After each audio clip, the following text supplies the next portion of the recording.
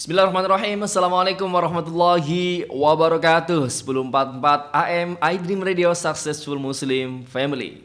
Apa kabar sahabat iDream sekalian dimanapun berada? Semoga hari ini bahagia, hari ini sehat, hari ini berada dalam kondisi yang stay optimistic insyaallah ya.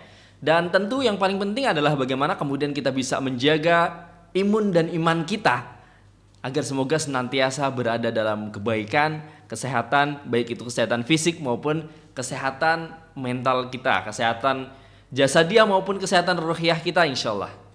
Sahabat sekalian, hari ini kita akan collab lanjutan bareng Alwi Brothers. Ya, di sini ada duo Alwi. Kita kedatangan Bang Alwi yang satu lagi. Kalau saya biasa ketemu sama sahabat sekalian ya. Saya hari ini ngundang spesial teman saya yang bernama juga Alwi gitu ya. Jadi kita dengan PD-nya menamakan Alwi Brothers gitu ya. Kita sapa dulu Bang Fakih. Assalamualaikum Bang Fakih. Waalaikumsalam warahmatullahi wabarakatuh. Masya Allah. Sehat Bang? Sehat insya Allah secara fisik dan mental. Sehat. Langsung yang sebelum ditanya ya. Karena episode sebelumnya gue nanya itu ke Fakih ya. Gimana sehat fisik dan mentalnya. Lo sehat, Din?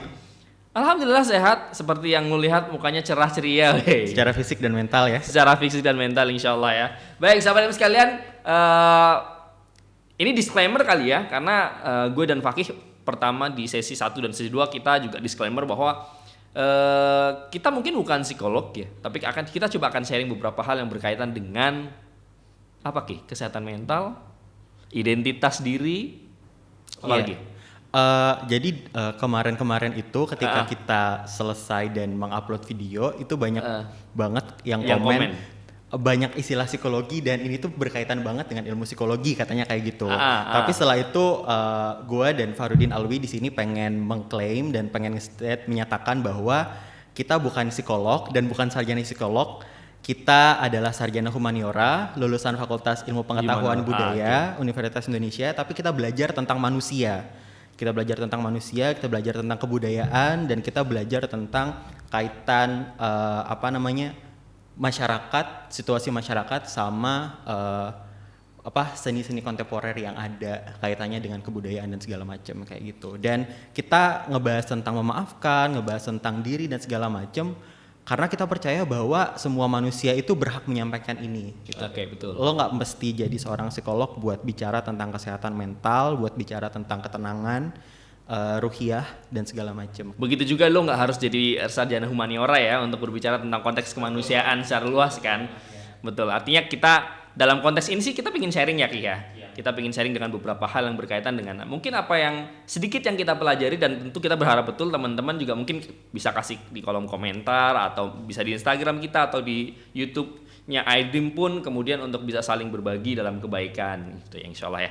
Oke, hari ini kita pembahasan tema yang menurutku sih menarik ya. Aku beberapa kali juga concern di konteks ini. Gue mau tanya sih ke Fakih gitu ya. Ini pemantik ya karena Fakih sebagai yang diundang maka gue yang bertanya terlebih dahulu kan. Nanti gue juga nanya lo. Oke, pernah nggak lo merasa kesel sama orang dan rasa kesal itu mematri di hati lu gitu ya, sehingga lu nggak tenang ketika merasa kesel itu, atau gimana sih? Oke, jadi buat teman-teman kita hari ini akan membicarakan tentang kebencian dan kaitannya dengan memaafkan orang lain ya. Balik lagi ke pertanyaan tadi, pernah nggak sih gue kesel sama orang sampai akhirnya gue tuh nggak mau maafin orang itu? Pernah lah Din, karena gue manusia dan yang namanya marah, benci itu adalah salah satu menurut gue sifat manusia yang manusiawi. Pernah dan nggak lama, paling ya 6 bulan. 6 bulan, oke. 6 bulan paling ya, atau 5 bulan atau 7 bulan. Ya setengah tahun lah ya. Setengah tahun lah ya. Kalau dibandingin 8 tahunan, 8 tahun itu apa sih sebenarnya? Apa 8 tahun? Windu ya? Windu Itu berarti cuma 1/16 kan? Iya. Oke, berarti nggak terlalu lama lah ya. 6 bulan lah nggak terlalu lama ya. Oke. Tapi setelah itu gue berpikir, ngapain sih pada akhirnya gue menghabiskan energi gue untuk ngebenci orang lain. Kenapa nggak mencoba menenangkan diri dengan memaafkan aja kayak gitu. Toh sebetulnya nggak 100% itu salah orang itu. Kita tuh dalam perasaan kebencian yang kita punya itu tuh ada porsi kitanya juga. Kayak gitu. Apa yang kamu rasakan Ki? Apa yang gue rasakan? Apa yang lu rasakan nih ketika lu punya kekesalan yang berlebih dengan orang? Ngefek nggak sih ke lu gitu waktu ngefek banget. Makanya gue tuh mikir apakah kebencian itu diperlukan atau enggak. Karena itu akan berpengaruh kepada fokus gue. Waktu itu gue lagi mau sidang skripsi, itu tahun 2019-an ya. 2019. Iya kan, gue mau sidang skripsi, mau ngerjain skripsi bab 4. Yeah. Kepikiran terus, jadi nggak fokus gitu. Dan waktu itu sebelum wisuda juga gue udah alhamdulillah dapat kesempatan kerja, dan ketika mulai kerja pun jadi nggak fokus kayak gitu loh. Karena kepikiran terus nih, kayak berasa dendam gitu sama orang. Kemudian ya gue berpikir ya daripada gue terbawa emosi negatif, kenapa nggak gue lepasin aja? Gue coba maafkan aja gitu. Toh pada akhirnya yang rugi dengan perasaan kebencian kita itu kita sendiri gitu. Bahkan mungkin orang yang kita benci itu nggak dapat dampak negatifnya. Mereka tetap akan hidup, mereka akan tetap akan bertumbuh, mereka tetap bakal produktif dengan pekerjaan mereka, dengan mungkin yang masih kuliah dengan perkuliahan mereka gitu. Kitanya aja yang tersiksa.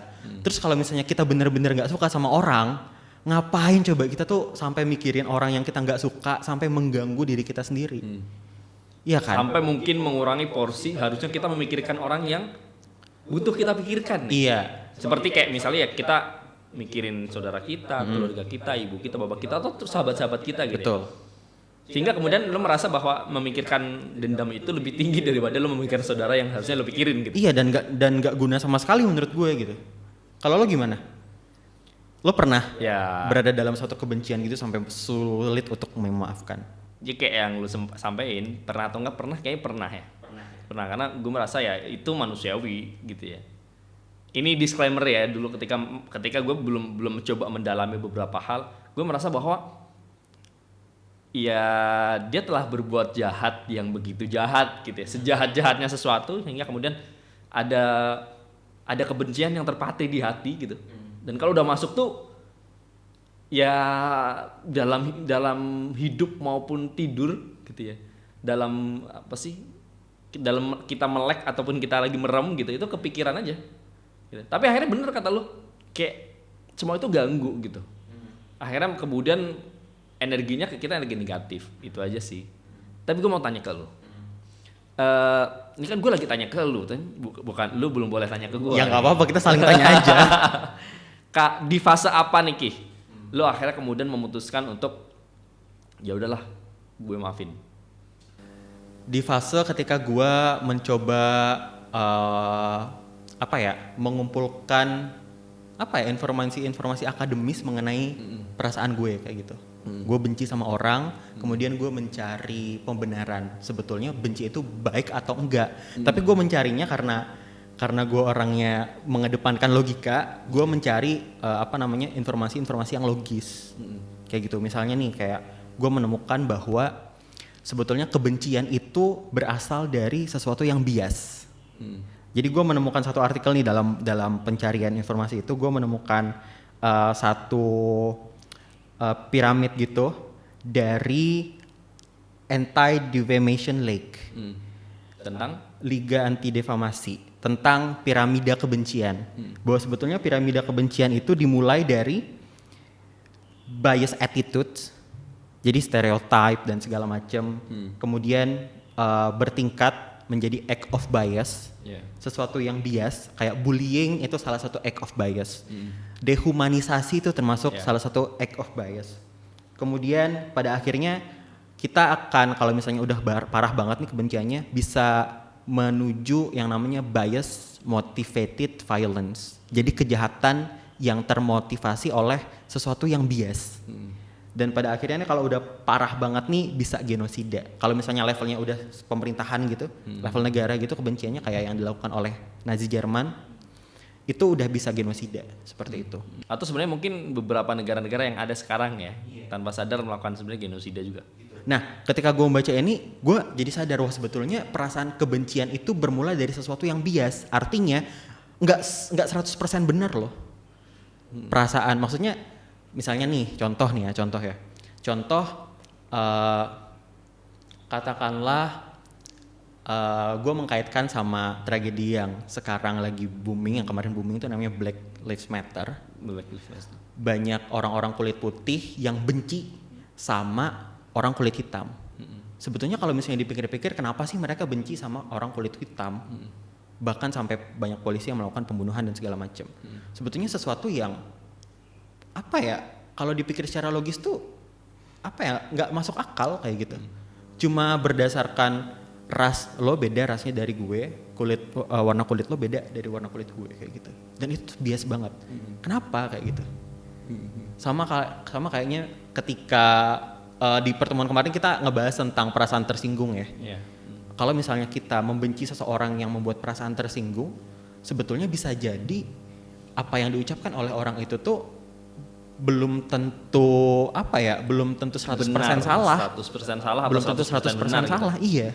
Itu bisa aja ada porsi kita yang membuat perkataan orang itu jadi menyinggung kita. Makanya gue bilang kan kemarin bahwa offense is taken not given. Ada porsi kitanya gitu. Dan ini kalau misalnya lo bilang ke gue, lo kok jelek banget sih? Terus gue tersinggung gitu. Kalau dipikir-pikir perkataan lo itu tuh bias banget. Kenapa? Karena jelek itu opini. Subjektif. Dan bersifat subjektif. Kayak gitu kan. Jadi itu tuh belum tentu benar. Terus gue tersinggung karena lo bilang gue jelek, gue tersinggung. Kalau dipikir-pikir, ngapain lo tersinggung dengan perkataan yang bias, subjektif, dan itu tuh sifatnya opini? Ngapain gitu? Itu kan bukan fakta. Gitu. Jadi semuanya tuh bermula dari hal-hal yang bias. Tapi bisa jadi kan by default karakter orang kan beda-beda ya. Ada orang karakter yang dia thinking banget, dia nggak terlalu memikirkan apa perkataan orang. Dalam hati merasakan ya, dia lebih tepat untuk memikirkan perkataan orang, bukan merasakan perkataan orang, ya kan?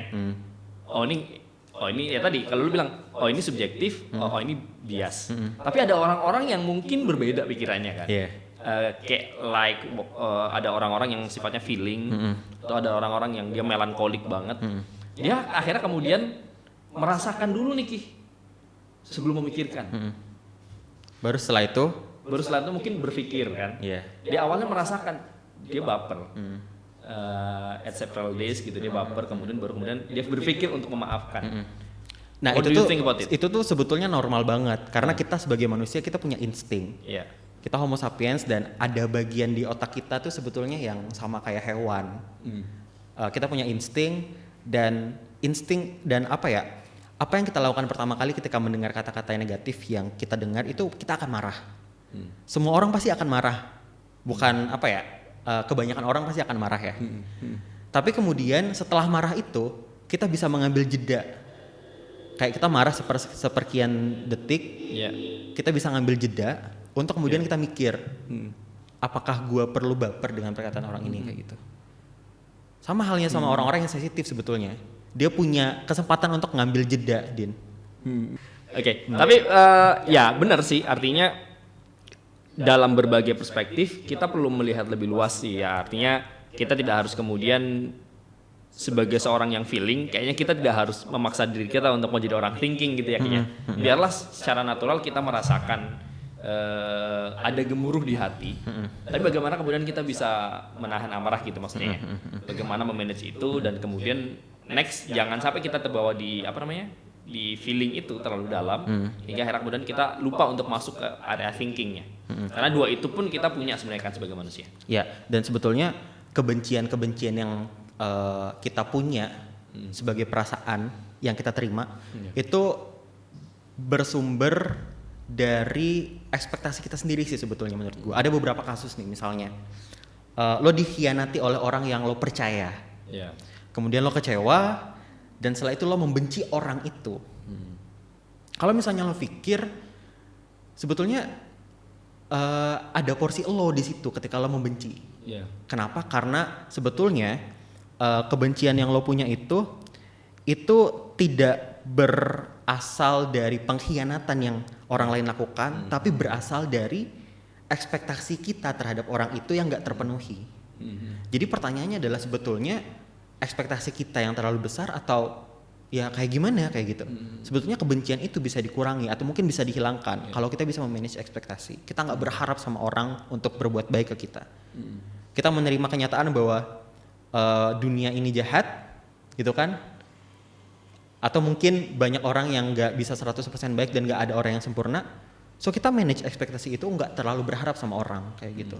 So sehingga kita nggak, kalau misalnya pun nggak suka itu nggak sampai yang benci banget kayak gitu. Oke, pernah nggak? Ini menarik sih menurut gue tentang konteks menjaga ekspektasi ya. Dan sepertinya beberapa karakter orang yang dia mungkin punya sifat perfeksionis kayak gitu ya. Dia berekspek bahwa sesuatu yang dia lakukan harus perfect dan harus ditanggapi perfect juga sama orang lain. Gitu. Pernah nggak sih lo kemudian menemukan fenomena-fenomena kayak misalnya sekarang nih masuk ke dunia digital. Ada orang yang bahkan mungkin dia ngupload something, tapi kemudian upload dan itu nggak di like atau bahkan di dislike. Padahal dia berekspek bahwa dia upload dan itu akan disukai sama orang, kayak gitu. Gue nggak tahu sih apakah ini relate banget dengan suatu pembahasan yang kita bahas hari ini atau enggak gitu. Tapi rasa-rasanya mungkin bisa jadi itu bagian hal terkecil sebelum kita memasuki ekspektasi-ekspektasi yang lebih luas kayak gitu ya. Kita gantian ya nanyanya. Tadi kan gue udah ngasih tahu sudut pandang gue tentang kebencian. Sekarang gue mau nanya sudut pandang lo. Lo melihat suatu kebencian itu menurut lo kayak gimana? Apa yang harus kita lakukan kalau misalnya kita tuh benci sama orang? Ini jadi hostnya yang ditanya nih? Ya nggak apa-apa kan kita saling nanyain aja. Oke, karena kita namanya Albi Brothers juga ya selain di iDream Radio ya. Gue menarik sih sebenarnya dalam beberapa konteks ya. Kalau gue kebetulan belajar di Islamologi juga. Di Islamologi itu kita belajar tentang teks-teks. Dari teks itu kemudian muncul interpretasi dari teks kan. Kayak misalnya ada beberapa surat yang mengatakan wal kadhimina 'anil ghaidz gitu ya. Dia bagaimana kemudian Allah memerintahkan kepada kita untuk menahan amarah kita. Di beberapa ayat ada konteks-konteks yang ini kalau di bahasa Arab ada fi'il amr namanya. Fi'il amr itu intinya perintah. Jadi kalau suatu perintah, kita tahu yang merintahin siapa? Allah kan berarti kan. Ya. Kalau yang merintahin Allah, kita wajib nggak kira-kira ngikutin itu? Wajib dong. Wajib dong. Kayak gitu. Maka menahan amarah adalah bagian yang wajib kita lakuin. Karena itu perintah dari Allah. By text ya. By text kemudian kita diperintahkan oleh Allah untuk kemudian menahan amarah kita. Wal adzimina 'anin nas misalnya dia berbicara tentang bagaimana kemudian kita bisa memaafkan orang lain. So by default nih kita sebagai hambanya Tuhan diperintahkan sama Tuhan kita harus nurut nggak sama Tuhan kita. By default kita nurut kayak gitu ya. Nah menahan amarah dan memaafkan orang lain. Kemudian di ayat berikutnya innallaha yuhibbul muhsinin kalau tidak salah ayatnya. Allah mencintai orang-orang yang berbuat baik. Kayak gitu. Surat Ali Imran ayat 134 Surat ya. Ali Imran ayat 134 ya. Ini luar biasa sih menurut gua. Dalam konteks teks dan konteks nyambung banget dengan apa yang lo sampaikan di awal bahwa Tuhan kita tuh merintahin kita buat menahan amarah kita meskipun kita marah bener di saat itu. Kayak gitu ya. Tapi setidaknya merespon dengan respon yang pasif atas kemarahan itu lebih baik daripada kemudian kita ngerespon dengan respon aktif yang negatif. Ya, contoh kalau lo nyakitin gua, respon gua adalah lo mengambil jeda, lo diam dulu. Udah, oke. Kita pasif aja. Lebih baik tidak menjawab dan tidak berdebat sehingga kemudian memunculkan amarah-amarah yang lebih besar lagi. Ya udah, kalem aja kayak gitu. Ini menarik gitu. Gue boleh nanya nggak? Nih ketika kita marah, itu menurut gue sangat-sangat normal ketika kita memilih untuk mengambil jeda buat mikirin dan segala macam. Tapi ada beberapa kasus nih, 1-2 kasus. Ketika lo marah dengan seseorang, lo minta izin ke orang itu buat gue pengen ngambil jeda dulu ya. Tapi kemudian orang itu nggak ngizinin. Mungkin karena orang itu saking merasa bersalahnya, lo nggak bales chat dia, diteleponin terus. Di chat terus, diteror terus, please maafin gue gitu. Dalam posisi seperti itu, lo bakal ngapain? Dalam konteks ini beda nih kalau kita mungkin belum ya dulu ya ketika gue belum belajar tentang hal-hal seperti ini, bisa jadi gue ngeblok orang untuk gak dihubungi. Ngeblok ya? Ngeblok aja. Sama banget. Gitu. Jadi biar ada ya meskipun gue kayaknya nggak pernah ngeblok orang sih karena kayaknya gue belum pernah ngeblok orang ya. Bener, kayaknya gue belum pernah ngeblok orang sih karena lebih bersikap ya udah sih. Yaudah. Orang yang ngeblok lu ya? Orang yang ngeblok gue kali ya. Orang yang ngeblok gue lebih memilih untuk itu daripada gue ngeblok orang. Lebih baik gue yang diblok sama orang. Gitu, walaupun gue mencoba untuk berdamai dengan situasi ya. Maksudnya kalau bener-bener dia neror gitu ya, kita balas dengan seadanya. Beberapa kali gue diteror juga gitu ya, diteror dengan minta maaf dan seterusnya. Gue bilang meskipun dalam hati terdalam gue mungkin belum bisa memaafkan 100%, tapi gue bilang gue udah maafin. Meskipun itu akhirnya kemudian gue membohongi diri gue gitu ya. Yeah. Tapi itu jalan yang gue pilih. Karena apa? Karena gue mencoba memaksa diri gue untuk tenang dengan memaafkan meskipun belum 100% gue maafin. Gitu. Apalagi setelah gue baca tentang teks tadi ya, gue bilang tentang teks dan konteks. Kita diberitakan Allah buat maafin. Ya udah maafin aja, meskipun kita ikhlas atau nggak ikhlas buat maafin orang. Lah gimana tuh? Maafin orang nggak ikhlas sama maafin orang ikhlas itu gimana? Itu proses menurut gue. Gitu. Itu proses. Awalnya nggak ikhlas dulu. Awalnya nggak ikhlas dulu. Tapi kita butuh memaksa diri kita. Sama kayak misalnya kita ibadah Ki. Ibadah tuh berat nggak sih? Taat kepada Allah tuh berat karena apa? Karena setan tuh nggak seneng kalau kita taat. Sehingga setan menggoda kita untuk tidak taat. Sama halnya dengan memaafkan orang lain gitu ya. Sama dengan maafkan orang Setan tuh nggak seneng kalau kita tuh maafin orang lain. Bener. Iya. Gitu. Setan tuh pengennya kita marah. Kita marah, kita bermusuhan sama satu sama lain. Gitu ya. Sehingga ini nggak tahu nih relate atau enggak ya. Gue kadang kalau tadi tuh gue dengerin, gue baca CNBC gitu ya. Tentang konteks misalnya perang yang semakin memanas antara China sama kemudian Amerika gitu ya, terus Inggris masuk di situ, Australia, Selandia Baru, Menarik India. ya. Gue itu dalam konteks ketenangan batin, gue bilang, lu ngapain sih? Mau perang lagi? Mau bunuh lagi anak-anak kecil, orang tua, ibu-ibu dan seterusnya, kayak gitu. Kenapa sih lu nggak mengambil jalan damai? Ya udah, gitu ya. Laut Cina Selatan diserahin tetap jadi laut bebas, Amerika, Inggris semuanya ninggalin daerah situ, udah damai. Gitu. Itu cara, nggak tahu, ini kadang ada logika yang loncat sih, sehingga kemudian kita perlu telusuri dulu. Itu kan kompleks ya permasalahan. Ada permasalahan kompleks, ada simple, ada yang chaos dan sebagainya. Tapi dalam konteks itu sih gue merasa ya tadi setan nggak seneng kalau kita damai. Tuh bro, lu denger. Lu kalau nggak bisa maafin orang tuh setan temen lu. Gue akhirnya gitu berpikir bahwa oh iya, kadang kita butuh motivasi untuk kita bisa maafin orang. Gitu. Contoh satu motivasinya selain yang ini rada negatif motivasinya, kayak misalnya setan nggak seneng kalau kita damai sama orang, setan nggak seneng kalau kita maafin orang. Maka cara gue bikin setan nggak seneng, gue maafin orang. Even at that time gue belum ikhlas gitu. Iya. Itu karena gue merasa gue pernah dirugikan dan banyak dirugikan oleh setan gitu. Iya. Ini menarik nih. Gue melihat ada dua pilihan yang sama-sama nggak mengenakan.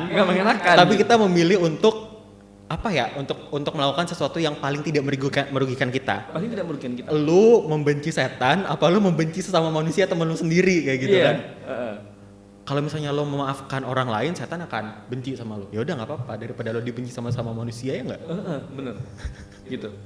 Karena udah jelas gitu. Maksudnya gini. Dalam konteks kita menyayangi setan.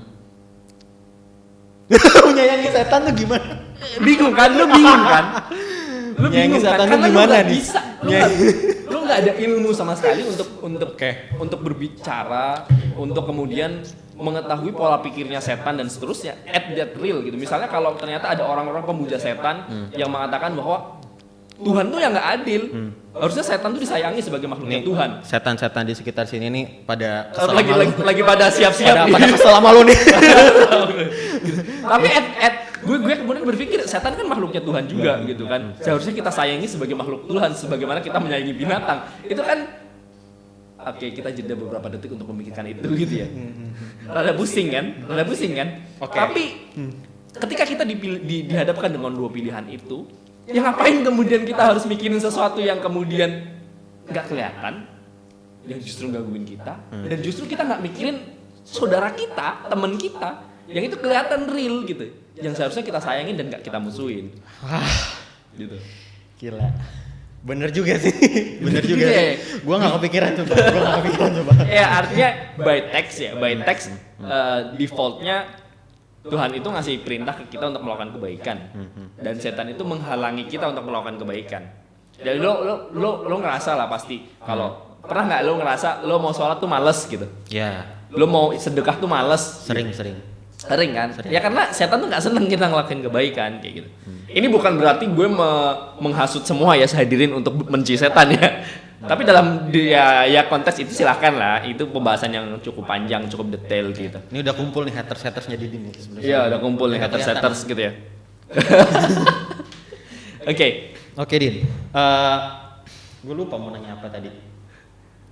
Gantian nih gue yang nanya. Enggak, gue mau nanya tentang tips lo. Nih, tadi kan lo bilang bahwa sebetulnya memaafkan itu penting banget. Gue juga sepakat dengan itu. Gitu.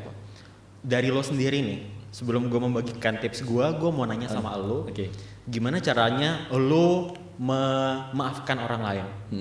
Gimana caranya? Gue ada sebuah cerita motivasi lagi. Yang ini lebih positif ya. Kalau tadi kan ceritanya rada-rada negatif dikit ya. Meskipun itu jadi motivasi juga. Tapi case ini adalah case yang luar biasa menurut gue. Ada seorang sahabat yang waktu itu dikisahkan dia termasuk ahli surga. Dia termasuk ahli surga padahal dia belum meninggal. Ada seorang bernama Abdullah bin Umar. Ini sahabat yang terkenal banget. Dia datang ke orang itu. Dia menginaplah sekitar 3 hari untuk tahu sebenarnya orang ini ngapain sehingga dia punya predikat calon penghuni surga. Waktu itu Rasulullah yang memberikan predikat. Iya, waktu itu Rasulullah dengan segala macam kemuliaan beliau sehingga beliau punya hak untuk memberikan predikat-predikat atas wahyu gitu ya dari Allah Subhanahu wa taala dan seterusnya. Sehingga kemudian Abdullah bin Umar ini menginap di rumah seorang sahabat itu, menginap. Setelah 3 hari Abdullah Umar ini tidak menemukan sesuatu yang spesial dari orang yang punya predikat masuk surga itu. Tidak ada amalan-amalan spesial. Tidak ada amalan-amalan spesial. Kemudian Abdullah bin Umar bertanya kepada sahabat tersebut, wahai sahabatku, aku tahu bahwa engkau salah satu orang yang disebutkan oleh Rasulullah SAW sebagai orang-orang yang calon penghuni surga. Gitu. Tapi setelah 3 hari aku di sini, aku tidak menemukan amalan yang spesial yang engkau lakukan. Gitu. Kemudian sahabat itu menjawab, betul, aku sholat sebagaimana yang lain sholat. Gitu. Aku sholat malam yang sebagaimana yang lain sholat malam, aku puasa sebagaimana yang lain puasa. Artinya tidak ada amalan spesial. Yang kemudian apakah sholat malamnya kemudian lebih lama dari yang lain atau puasanya lebih sering dari yang lain kayak gitu. Dan seterusnya. Tapi kemudian ketika beliau mau pulang, Abdullah bin Umar mau pulang, sahabat ini kemudian mengatakan kepada Abdullah bin Umar, mungkin ada satu amalan yang setiap hari aku lakukan dan itu memang tidak kelihatan. Sebelum tidur, aku mencoba untuk mengikhlaskan hati dan memaafkan semua orang. Memaafkan semua orang, siapapun itu, aku maafin sebelum aku tidur. Gitu. Dan kisah ini masyhur. Dan lo sedang mencoba melakukan itu. Dan gue sedang mencoba melakukan ini sejak beberapa waktu yang lalu sebetulnya. Awalnya emang nggak ringan ya. Awalnya emang nggak ringan, berat ya. Maksudnya tadi lu bilang kan, masing-masing kita punya masa lalu dengan orang. Kita punya masa lalu dengan orang dan seterusnya. Tapi menurut gue akan jadi menarik ketika memang kita mencontoh sesuatu yang secara prediksi itu 100% benar. Karena datangnya dari wahyu. Dan hadis itu sahih. Jadi hadis itu sahih, kemudian wah, Masya Allah. Oke, even kita nggak punya amalan spesial, even kita mungkin puasanya nggak rajin Senin Kamis atau puasa Daud, even kita sholat malamnya nggak tiap hari bangun, tapi mungkin ada amalan-amalan kecil, gitu ya, amalan-amalan kecil yang kita paksa ada di diri kita dan kita bisa lakukan itu dengan rutin dan istiqomah yang bisa membantu kita untuk meniti jalan menuju ke surganya Allah. Itu jadi motivasi buat gue sih. Akhirnya kemudian memaksa diri gue, oh iya bisa kok sebenarnya maafin orang, bisa kok gitu. Jadi kalau lagi berat itu maafin orang, jadi saya tanya jangan maafin, jangan maafin. Menarik gitu sih. Ya. Tolak ukur apa yang menjadi tolak ukur lo ketika lo bilang lo udah memaafkan orang lain yang berbuat salah sama lo? Apa tolak ukurnya? Apa yang lo rasakan? Oke, tolak ukurnya itu sebenarnya tentang sakinah di dalam hati. Sakinah itu ketenangan. Ketenangan ya? Ketenangan dalam hati. Jadi kita bisa bandingin memang itu nggak instan. Jadi nggak sekali, nggak satu malam ya kita malam ini tidur kemudian besok pagi langsung blong tenang semuanya gitu ya. Memang ada proses. Ya tadi gue bilang kan, kita harus memaksa diri kita untuk ikhlas 100% kan. Tapi sebelum 100% nggak masalah. Memaafkan cuma 5% gitu. Kalau andai kata memaafkan itu sifatnya kuantitatif ya Kia. Sayangnya kan memaafkan itu sifatnya kualitatif kan. Gitu. Sehingga kemudian kita tahu lah kita udah maafin sepenuhnya atau belum gitu. Dan tugas kita untuk mencoba untuk memaafkan. Dan lama-lama kita akan terbiasa untuk bisa memaafkan. Itu tips dari gua sih. What do you think about it? Sekarang gue gantian nanya ke lo nih. Oke, siap. Yang ngomong banyak nih. Oke, siap. Oke. Ya Tips. Ya apa sih tips dari lu? Kemudian lu kan tadi mengalami fase juga kan, susah maafin orang, lu ngasih tips tentang beberapa hal. Di fase ini apa yang lu pernah lakuin untuk mencoba memaafkan orang dan seterusnya? Oke, gue akan membagikan satu perspektif yang beda dari lo tadi. Kalau lo berpikir bahwa memaafkan itu adalah kewajiban dalam agama Islam dan itu akan mendatangkan sakinah dalam hati kita. Dan cara lo tadi adalah lo berupaya untuk memaafkan kesalahan orang lain setiap hari, setiap malam sebelum tidur. Kalau berdasarkan apa yang gue baca, kita itu biasanya jadi benci sama orang, dan kita tuh nggak akan menghilangkan kebencian itu kalau misalnya kita tuh nggak ngelihat orang yang kita benci itu menderita, merasakan sakit yang sama dengan kita. Gitu kan. Misalnya nih, suatu ketika lo dibully karena lo berasal dari keluarga miskin. Korban bully ini dendam banget sama tukang bullynya, sampai akhirnya mungkin dia nggak akan ngerasa puas ketika si tukang bully ini jatuh miskin, sama seperti dia jatuh miskin beberapa tahun yang lalu mungkin. Yang gue baca seperti itu, dan itu adalah sebetulnya sesuatu yang mungkin sering banget kita rasakan. Jadi kalau misalnya gue nggak akan maafin lo dan gue akan berdoa supaya lo nggak akan bahagia di dunia ini. So gue berpikir bahwa sebetulnya yang kita lakukan buat meminta maaf, yang harus kita lakukan buat memaafkan adalah menaruh empati terhadap seseorang yang berbuat salah ke kita. Menaruh empati kepada orang yang berbuat salah. Gimana tuh maksudnya? Menaruh empati terhadap seseorang yang berbuat salah. Kita merasakan kita mencoba merasakan apa sih yang orang lain rasakan ketika dia berbuat salah ke kita. Nih gue suatu ketika gue menonton video TED Talks, TEDx. Ada seorang pembicara namanya Sarah Montana. Gue pernah denger kayaknya. Nah, Sarah Montana ini dia punya keluarga yang keluarganya ini adalah korban pembunuhan. Yang dibunuh adalah orang tua dan adiknya.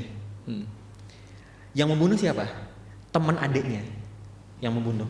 Sampai akhirnya bertahun-tahun dia nggak bisa maafin orang ini, orang yang membunuh keluarganya ini. Sampai akhirnya dia tahu bahwa ketika si pembunuh ini di penjara, dia melihat kondisi dia di penjara. Kondisinya menderita banget, hidupnya susah banget, stres, dia benar-benar merasa bersalah dan mentalnya tuh benar-benar merasa tersiksa gitu. Sampai akhirnya Sarah Montana ini ngerasa empati, kasihan ya ini orang di penjara tuh susah hidupnya, kayak gitu. Jadi dia mulai memaafkan ketika dia mencoba menempatkan dirinya di posisi pelaku ini. Kemudian dia bertanya-tanya apa sih yang membuat si orang ini membunuh si adik dan ibunya. Dan emang ketika itu si pemuda ini, teman adiknya ini memang dalam kondisi sulit. Dia mungkin mentalnya nggak sehat, segala macam gitu kan. Dan itu yang membuat si Sarah Montana ini berkeinginan besar untuk memaafkan. Kayak gitu. Itu menarik ya. Penting banget. Dan banyak banget sebetulnya contoh hal-hal yang gue temui. Ada satu orang lagi nih namanya, gue dapat kisahnya, namanya Egan Hare. Egan Hare ini dia benci banget sama sosok ayahnya. Kenapa dia benci banget? Karena dia udah ditinggal sama ayahnya sejak kecil. Dia punya ibu dan tanpa diceraikan ibunya ini ayahnya itu pergi aja gitu, menghilang gitu. Dan semua tabungan ibunya yang dikumpulkan bersama-sama itu dibawa lari sama ayahnya. Sampai akhirnya hidup Egan ini tuh susah banget sampai gede. Sampai besar tuh hidupnya susah banget. Dan dia tuh nggak bisa memaafkan ayahnya. ketika ibunya meninggal dunia, ayahnya ini bukan datang ke dia untuk meminta maaf atau untuk membantu hidupnya dia, tapi malah bikin susah. Suatu ketika Agen Harry ini benar-benar benci banget sama ayahnya dan dia ingin memaafkan ayahnya. Kenapa? Karena setiap kali dia kepikiran sama ayahnya, dia ngerasa hidup dia nggak tenang. Jiwanya tuh nggak tenang. Dia tidak menemukan sakinah dalam dirinya. Seperti itu. Sampai akhirnya yang dilakukan adalah dia mencoba empati kepada ayahnya. Kenapa sih ayahnya waktu itu meninggalkan dia dan berbuat sesuatu yang nggak bisa dimaafkan sama dia? Ternyata setelah dikulik-kulik nih, dia tanya sama neneknya, dia tanya sama kakeknya, apa sih sebetulnya yang terjadi sama ayah gue? Ternyata ayahnya ini adalah anak adopsi. Dan ayahnya ini tuh nggak pernah tahu orang tua kandungnya ini kayak gimana. Dia anak adopsi dan dia ketika remaja, dia remaja yang rapuh banget mentalnya. Dia melakukan kenakalan remaja dan segala macam. Dan mungkin karena beban masa lalu dia nggak bisa memaafkan masa lalunya ini. Dia memproyeksikan dendamnya atau kebenciannya ini terhadap orang tua angkatnya ini ke anaknya. Jadi ketika Agen ini mengetahui fakta itu, dia kayak, oh my god, kasihan banget bokap gue, kasihan banget ayah gue. Ternyata dulu dia adalah anak adopsi yang dia nggak tahu orang tua kandungnya siapa. Dan dia mengalami banyak hal sulit ketika dia remaja, dan mungkin itu yang membuat dia bersikap kasar sama gue. Sampai akhirnya dia, oke, gue pengen maafin. Nah, ketika dia memaafkan, dia ngerasakan banget tuh efeknya ke diri dia sendiri. Efek positif ya? Efek positifnya ke diri dia sendiri. Karena orang yang pasti benci, orang yang benci sama orang, dendam sama orang, ketika dia ngelihat atau mendengar atau teringat sesuatu tentang orang yang dia benci, dia akan ngerasa nggak tenang. Sama seperti ayahnya ini, kan yang namanya orang tua pasti akan ada akan ada urusan administrasi kekeluargaan yang patut dilakukan gitu kan. Ketika ayahnya ini datang buat ngurusin surat-surat apa, dia tuh merasa benci banget. Tapi ketika dia sudah memaafkan, berapa kali pun ayahnya datang, dia udah nggak kesel sama sekali. Ya udah, terserah lo mau datang berapa kali ke hidup gue nggak akan ngerasa kesel lagi. Silakan lo mau datang berapa kali ke sekolah gue, misalnya ke tempat kerja gue atau ke rumah gue udah nggak punya rasa kesel yang, karena dia tahu bahwa rasa kesel terhadap atau rasa benci terhadap ayahnya ini akan mengganggu dirinya sendiri. Ya menarik, gue sepakat banget. Dan itu nggak ringan ya, dan itu nggak ringan. Prosesnya pasti panjang, prosesnya pasti membuat dia akhirnya harus merenung banyak hal, melewati banyak fase-fase. Dia menyendiri dengan perasaan-perasaan dia, dan akhirnya kemudian memutuskan untuk memaafkan. Dan gue pun yakin memaafkan itu berproses ya.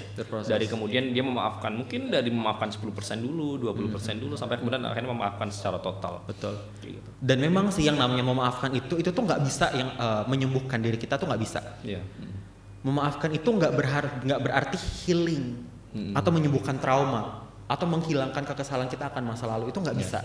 Tapi itu bisa menjadi langkah awal. Gue baca banget kisah tentang bapak-bapak ini ya. Dia udah punya keluarga, terus dia udah punya anak, umur 40-an tahun gitu kan. Ternyata setelah umur 40-an tahun ini, dia dalam tanda kutip main perempuan gitu. Yang perempuan, dia muncullah sifat-sifat pedofilia kayak gitu di dalam dirinya. Dan itu mengganggu keharmonisan rumah tangganya.